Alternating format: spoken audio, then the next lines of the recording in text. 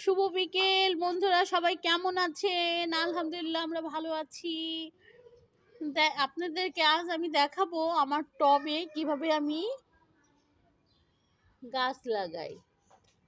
কিছুদিন আগে একটা কাঁচা পেঁপে কিনে এনেছিলাম বাজার থেকে, ভর্তা খাবো বলে। তো ভর্তা খাওয়ার আর সময় হচ্ছিল না। তারপর দেখা গেল পেঁপেটা আস্তে আস্তে পেকে গেছে। তো গতকাল ভাবি পেঁপেটাকে সুন্দর করে কেটে ভাজি করেছে। সেই পেঁপের বীজ আমার ভাবি আমার এই যে ফুলের টবে এনে রেখে দিয়েছে।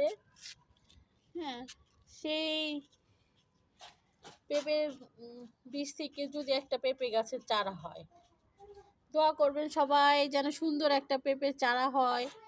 সেই পেঁপে থেকে পেঁপে ছিঁড়ে খাবো আমরা, আপনাদেরকে আবার ভিডিও বানিয়ে দেখাবো। এই দেখেন আর একটা ধনিয়া পাতা। ঠিক আছে, আপনারাও আমার মতো এইভাবে গাছ লাগাবেন এবং নিজের টবে লাগানো শাকসবজি খাবেন, সুস্থ থাকবেন, ভালো থাকবেন, নিজের যত্ন নেবেন। আল্লাহ হাফেজ।